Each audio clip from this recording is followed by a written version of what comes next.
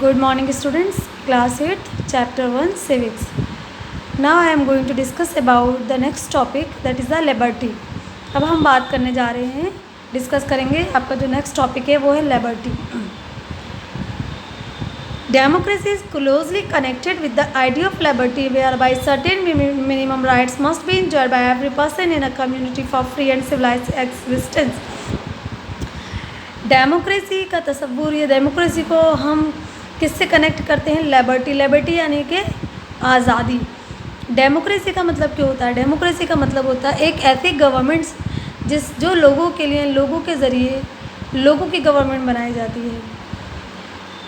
लोगों की गवर्नमेंट या लोगों के ज़रिए लोगों के लिए, इसका मतलब क्या हुआ? यानी कि एक ऐसा सिस्टम है डेमोक्रेसी, एक ऐसी गवर्नमेंट है जिसमें लोगों को आज़ादी, जिसमें लोगों को अधिकार हासिल होते हैं, जिनमें लोगों को फ्रीडम, लिबर्टी हासिल होती है.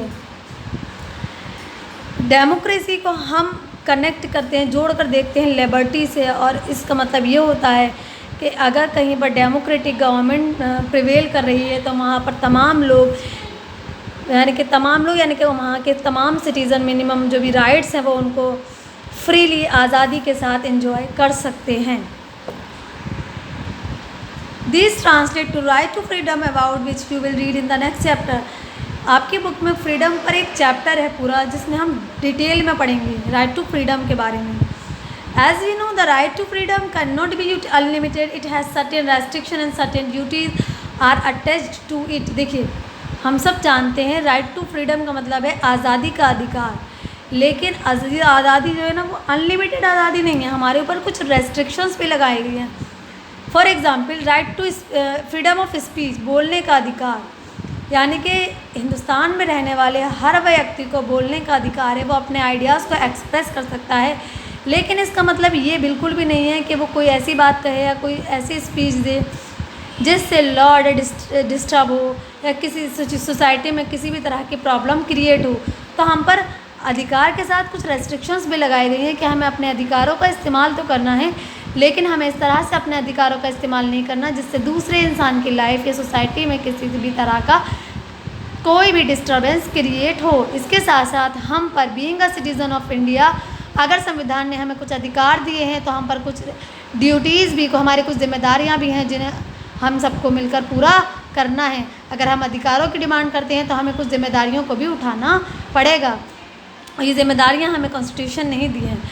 नेक्स्ट है हमारा equality. One of the objective of constitution is to ensure equal status and equal opportunity for all individuals in the society. देखिए, संविधान का एक ऑब्जेक्टिव ये भी है कि समाज में रहने वाले तमाम इंसानों को बराबरी का दर्जा और इक्वल अपॉर्चुनिटी हासिल हों. Equality has been preserved as a fundamental right of the citizen. Equality को हम क्या मानते हैं? इक्वलिटी को मानते हैं कि ये हर एक शहरी का क्या है? मौलिक अधिकार, यानी कि उनका बुनियादी है, फंडामेंटल राइट है. Equality is removal of discrimination. अगर हम इक्वलिटी की बात करते हैं तो ज़रूरी है कि वहाँ पर क्या चीज़ नहीं होनी चाहिए? वहाँ पर if it talk about that equality, it means there is no discrimination. वहाँ पर डिस्क्रिमिनेशन, भेदभाव नहीं किया जाएगा on the basis of religion, on the basis of caste, on the basis of gender, on the basis of place of birth. यानी कि ये वो क्राइटेरिया हैं. अगर हम इक्वलिटी की बात करते हैं तो हमें इन सब की बुनियाद पर किसी भी इंसान के साथ, किसी भी सिटीज़न के साथ किसी भी तरह का भेदभाव नहीं करना. All citizens are equal before the law and enjoy equal protection by the law of the land. Equality का मतलब है कि एक देश में रहने वाले, एक स्टेट में रहने वाले तमाम लोग कानून की नज़र में बराबर हैं और उनको कानून, तमाम लोगों को इक्वल प्रोटेक्शन मिलेगी. यानी कि अगर कोई अच्छा काम करता है तो उसको अप्रिशिएट भी किया जाएगा, और अगर किसी ने कोई क्राइम किया है, कोई गलत काम किया है, तो उसे उस काम के लिए, उसके उस टास्क के लिए, उस इलीगल ऑफेंस के लिए उसको सज़ा भी दी जाएगी. यानी कि इक्वलिटी का मतलब है कि कानून सबके लिए बराबर है. कानून की नज़र में सब बराबर हैं, कोई छोटा नहीं है, कोई बड़ा नहीं है. All citizens are equal before the law. Next है हमारा fraternity. India being a land of diversity, a spirit of brotherhood among its people is necessary directed toward strengthening this sense of unity and integrity of the nation. देखिए, हम सब जानते हैं भारत एक ऐसा देश है जहाँ पर डाइवर्सिटी पाई जाती है.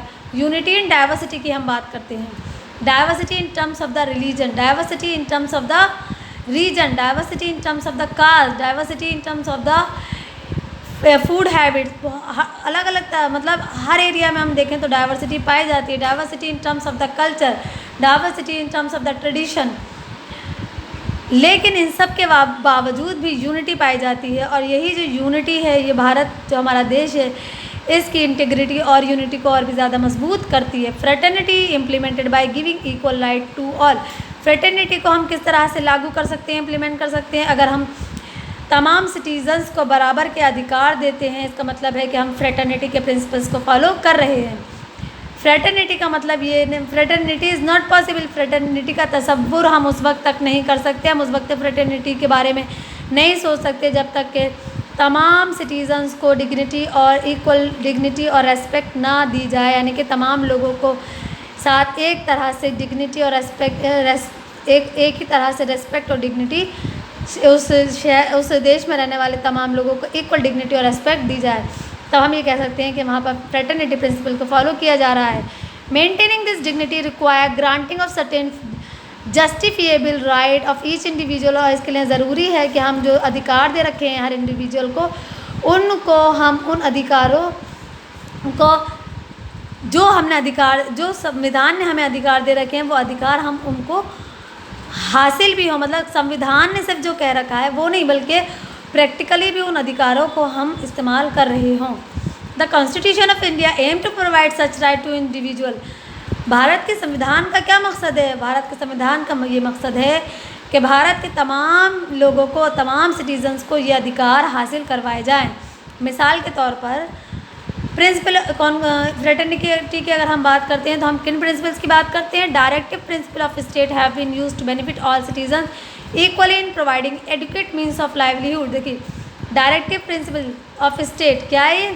कि तमाम सिटीजन्स को इस प्रिंसिपल से फ़ायदा होना चाहिए, तमाम सिटीजन्स को इक्वली ट्रीट किया जाना चाहिए, और जो मीन्स ऑफ लाइवलीहुड हैं वो तमाम सिटीजन्स को हासिल होने चाहिए। The state is bound to provide human condition of work and ensure all its citizen attain a decent standard of living. State की ये जिम्मेदारी है कि वो तमाम लोगों को working condition, better working condition provide करवाए, और ये लोगों को इंश्योर कराए कि वो एक स्टैंडर्ड ज़िंदगी, यानी कि डिसेंट ज़िंदगी को गुजार रहे हैं। ये जिम्मेदारी किसकी है?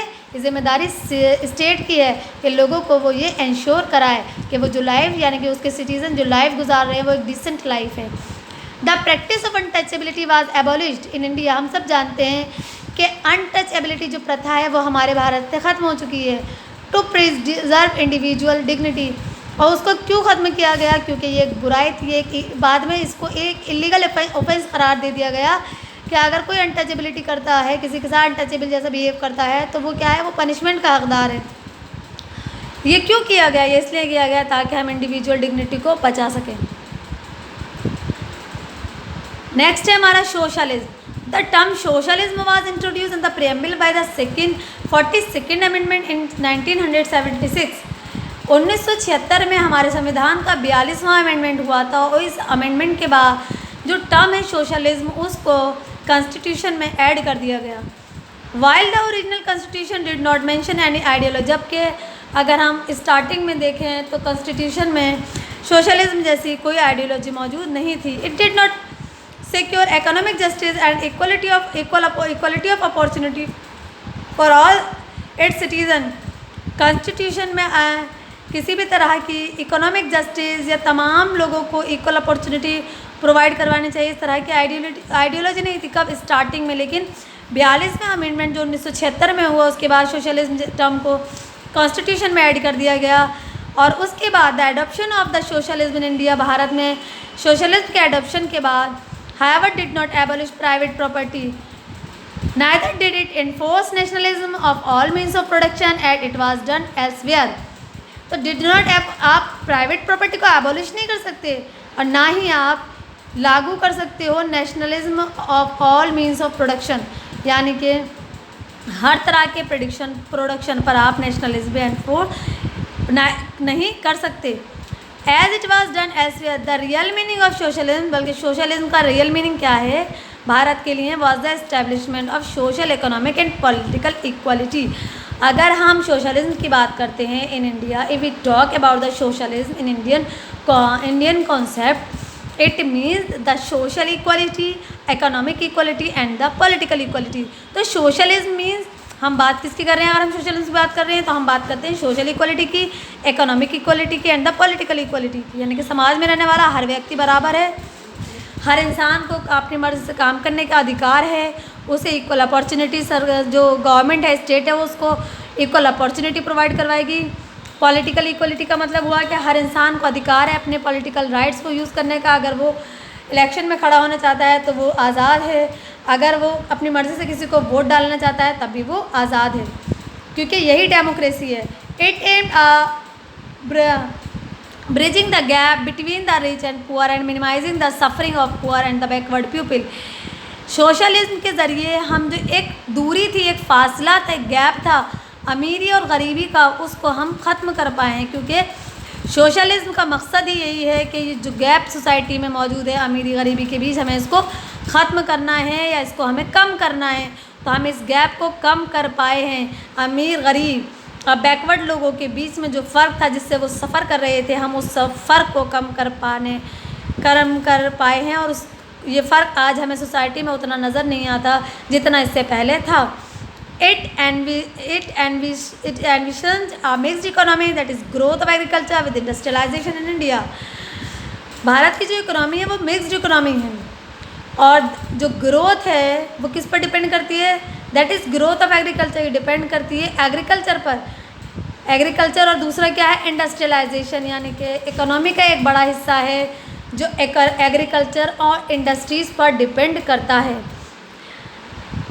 सोशलिज्म के ज़रिए इट एनविसेज, यानी कि सोशलिज्म ने मिक्स्ड इकोनॉमी को प्रमोट किया, जिसके ज़रिए एग्रीकल्चर और इंडस्ट्रियलाइजेशन बढ़ा है। और जब एग्रीकल्चर और इंडस्ट्रियलाइजेशन बढ़ा तो इसका असर किस पर पड़ा? इसका असर इकोनॉमी पर पड़ा, यानी कि देश की जो अर्थव्यवस्था है वो ऊपर उठी। देखिए, एग्रीकल्चर आज भी हमारी इकोनॉमी का एक बड़ा हिस्सा है जो एग्रीकल्चर पर डिपेंड करता है, ये हम सब जानते हैं। तो सोशलिज्म ने जो अमीरी गरीबी का फ़र्क था उसको ख़त्म किया, और उसके बाद में उसने मिक्स्ड इकोनॉमी को बढ़ावा दिया। और जब मिक्स्ड इकोनॉमी को बढ़ावा मिला तो एग्रीकल्चर और इंडस्ट्रियलाइजेशन को बढ़ावा मिला, और इसका डायरेक्ट असर हमारे देश की अर्थव्यवस्था पर पड़ा, और अर्थव्यवस्था बढ़ी। और अर्थव्यवस्था में हमें क्या नज़र आया? इंक्रीमेंट। तो दैट इज़ द सोशलिज्म। इस प्रिंसिपल से हमें कितना फ़ायदा हुआ? कि हमें फ़ायदे से मुराद है कि समाज में जो एक दूरी थी, समाज में जो एक गैप था, वो गैप ख़त्म हो गया। इसके अलावा इकोनॉमी बढ़ी। तो ये हमने आज सोशलिज्म के बारे में कंप्लीट कर दिया। नेक्स्ट है आपका की फीचर्स ऑफ आवर कॉन्स्टिट्यूशन। तो ये हम नेक्स्ट वीडियो में डिस्कस करेंगे बेटा। Thank you very much.